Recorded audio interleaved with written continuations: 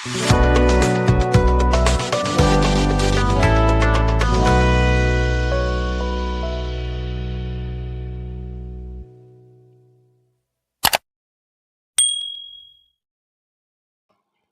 Evening दोस्तों, बहुत बहुत स्वागत आप सभी का मेरे यूट्यूब चैनल क्रिक सुवेंदु में।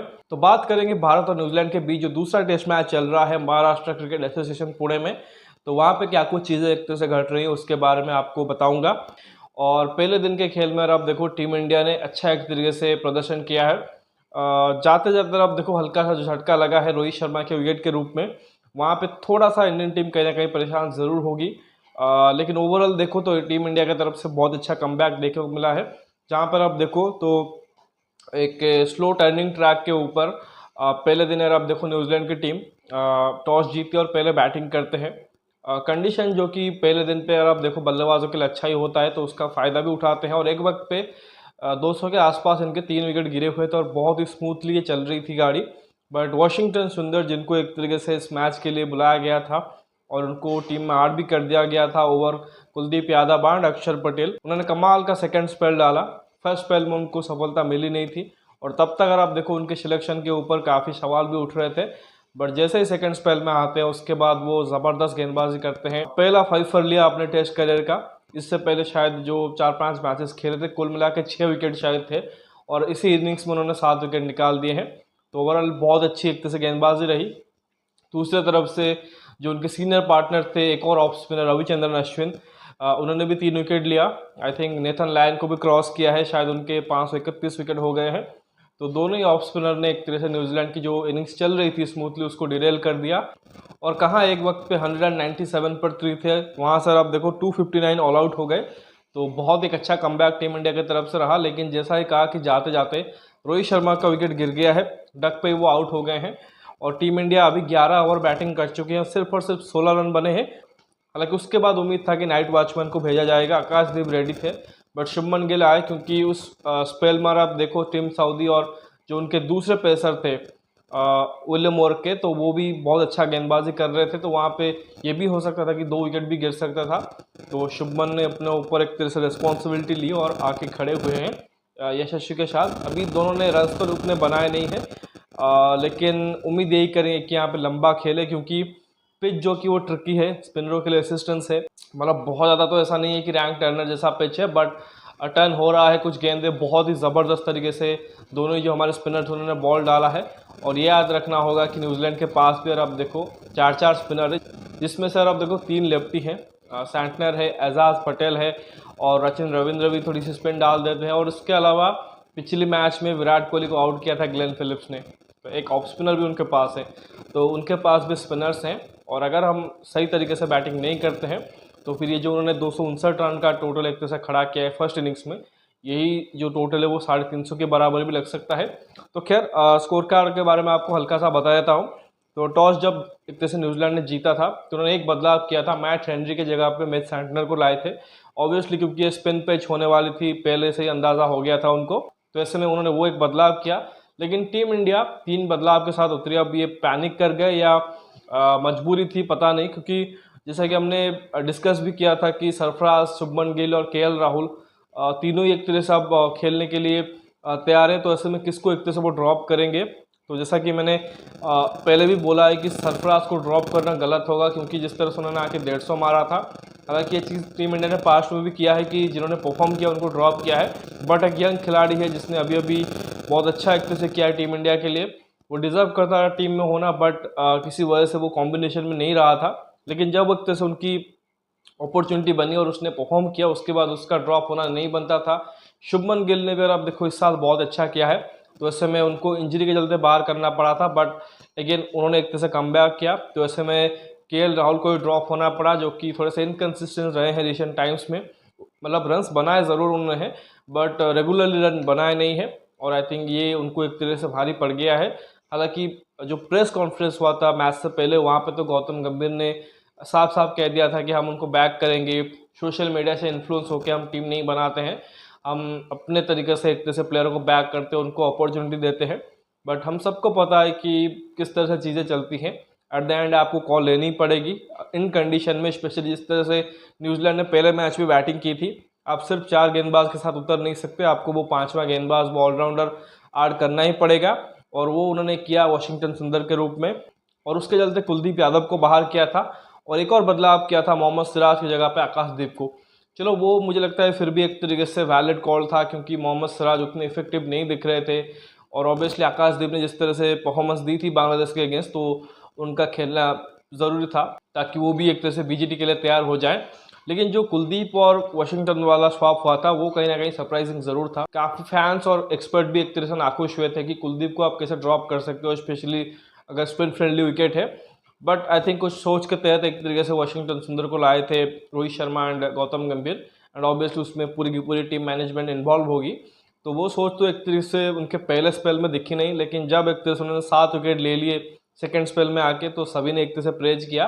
देखिए ऐसा है कि कुलदीप का ड्रॉप होना कोई एक तरह से सही चीज़ नहीं है, बट वही है कि कप्तान कोच कुछ अलग चीज़ देखते हैं, उनके कॉम्बिनेशन में, उनके सोच में कुछ अलग चीज़ रहती है। वो देखते हैं सामने वाले टीम में किस तरह से बैट्समैन है, किस तरह से वो अप्रोच कर रहे हैं गेम को, तो उस हिसाब से वो कॉल लेते हैं। ऑब्वियसली घर बैठ के या फिर कमेंट्री करते हुए या फिर एक्सपर्ट की जगह पर रह के वो चीज़ शायद समझ नहीं आती, बट एट द एंड आप देखो रिजल्ट डिसाइड करता है कि इधर वो मैनेजमेंट को क्रिटिसिज्म झेलनी पड़ेगी या फिर प्रेज मिलेगा। तो यहाँ पे जो वाशिंगटन सुंदर ने किया, अपना पहला 5 फॉर लिया, काफ़ी टाइम के बाद टेस्ट क्रिकेट में कमबैक कर रहे थे, तो एक बहुत ही अच्छा और बहुत ही मेमोरेबल स्पेल डाला। तो उसके चलते अब देखो उनको प्रेज मिली, और साथ ही साथ वो जो डिसीजन कप्तान और कोच ने लिया था उसको भी प्रेज किया गया। अदरवाइज वही डिसीजन एक तरीके से अगर बैकफायर कर जाता और वाशिंगटन सुंदर सेकंड स्पेल में भी उतना अच्छा नहीं कर पाते, और यही सोचे आज अगर न्यूजीलैंड की टीम ऑल आउट नहीं हुई होती और कुछ 320-30 पे उनके 5-6 विकेट गिरे होते, तो फिर यहीं पर हम बैठ के जो कुलदीप को उन्होंने ड्रॉप किया था उसी डिसीजन को हम क्रिटिसाइज कर रहे होते। तो आई थिंक ये क्रिकेट में चलता रहता है, बट ऑब्वियसली आई थिंक मुझे लगता है कि कुलदीप के फैंस या केएल राहुल के फैंस, इवन वो दोनों प्लेयर एक तरीके से थोड़ा सा हराश फील कर रहे होंगे। बट यही है कि क्रिकेट में अपॉर्चुनिटीज़ मिलती रहती है, आपका मोमेंट जब आता है आपको फिर कैश ऑन करना पड़ता है, अदरवाइज आप पीछे रह जाते हो। केएल राहुल के मामले में आई थिंक उनको और कंसिस्टेंसी लानी पड़ेगी, and for Kuldeep Yadav it's about time. I think उनका भी मुझे लगता है कि अभी टाइम आएगा, तो आई थिंक उनको उसके लिए इंतज़ार करना पड़ेगा, और वहाँ पे वो एक तरह से बेहतर करेंगे, यही एक तरह से उम्मीद करेंगे।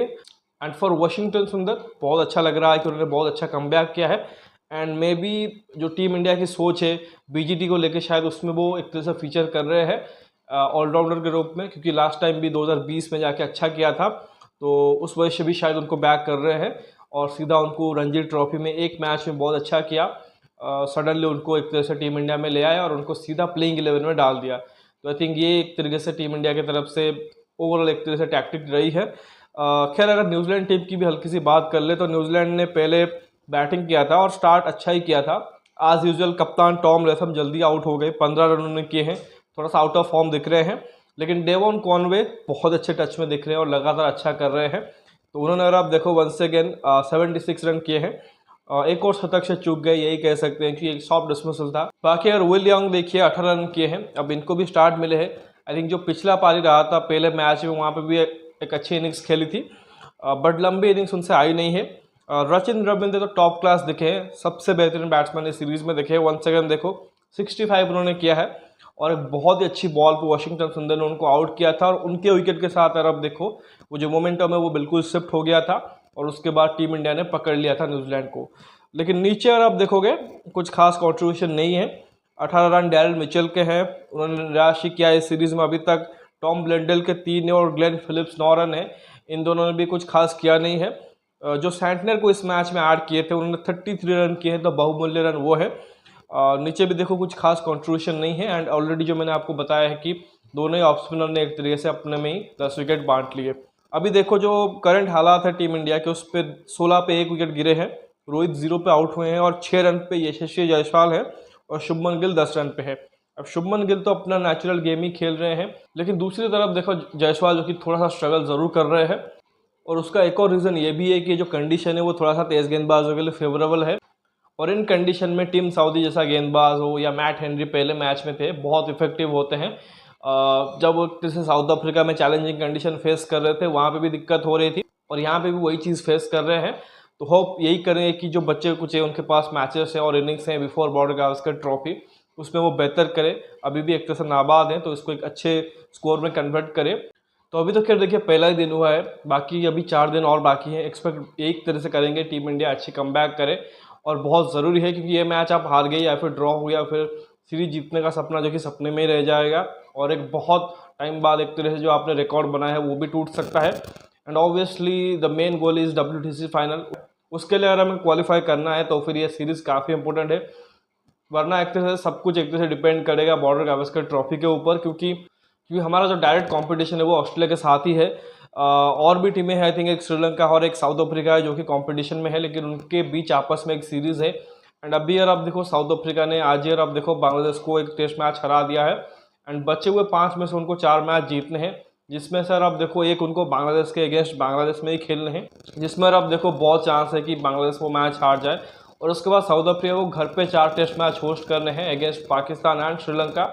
तो इस समय वो हॉट फेवरेट हैं उस फाइनल के प्लेस के लिए। तो फिर उसमें अगर आप देखो एक स्पॉट ही बचेगा जो कि इंडिया या ऑस्ट्रेलिया में से कोई एक ही होगा, तो बहुत एक तरह से कुछ डिपेंड करेगा बॉर्डर गावस्कर ट्रॉफी के ऊपर। तो उसी वजह से आई थिंक ये जो 2 मैचेस हैं वो काफ़ी क्रूशियल है। तो लेट्स सी कि आगे क्या होता है। तो बस यही होप करेंगे कि टीम इंडिया यहाँ से कुछ गलती ना करे और इस मैच को और आने वाले मैच को एक तरह से अच्छी तरीके से जीते और एक अच्छे मोमेंटम के साथ एक तरह से BGT में जाए। तो लेट्स सी कि आगे क्या होता है। तो फिलहाल इस वीडियो बस इतना ही। आशा करता हूँ कि वीडियो ज़रूर आपको पसंद आएगा। वीडियो को लाइक ज़रूर करिए और साथ ही चैनल को सब्सक्राइब ज़रूर कर दीजिए और दोस्तों तक शेयर भी कर दीजिए। कमेंट सेक्शन में अपना राय ज़रूर रख सकते हो, जो भी आपका एक तरह से फीडबैक है वो दे सकते हो। अब मिलते हैं अगले वीडियो में, तब तक आप नोटिफिकेशन की घंटी दबा लो ताकि हर एक वीडियो की अपडेट आपको टाइम पे मिलती रहे। धन्यवाद, जय हिंद।